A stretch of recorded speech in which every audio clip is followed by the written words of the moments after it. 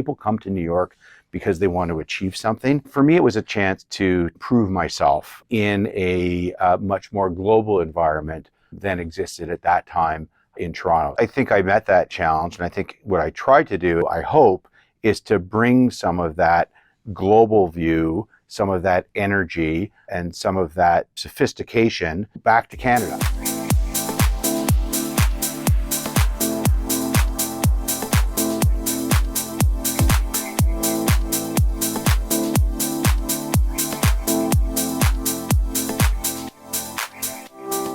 I don't think there's anywhere else in the world that has the energy that this place has. Maybe Shanghai comes close. Nobody really comes to New York just to pass the time. Everybody's trying to sort of succeed here and get ahead. And that creates a very intense atmosphere, but it creates an incredible energy in the city as well. I don't know if it's true that there's more smart people here per capita, but it attracts smart people. No matter what you do, you find people at the top of their game, and not just in the US, but globally.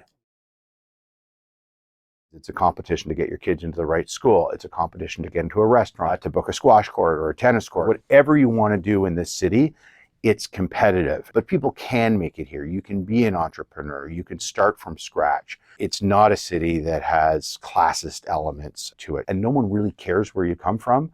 It's really a city that's in the moment. What are you doing today? To me, it's more of an intellectual pursuit. I like being at the center, or as they'd say in the play Hamilton, in the room where it happens. New York is the room in many respects where it happens in finance. This is where the biggest, most complex transactions come together. So it's a chance to have influence. It's a chance to bring people and ideas together to accomplish something.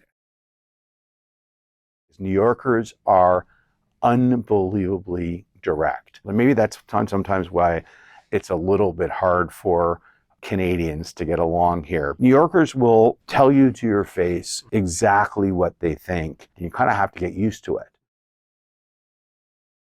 I think a lot of people in New York look northward to a society that is generally more open-minded, and look at that as something to aspire to. Canadians are very open-minded to the other, to people that aren't like them. And I think New Yorkers are, in many respects, the same. This is a city that's open to diversity, where you can find your people no matter who they are. You can be anybody you want to be in this city, and nobody is really going to question it.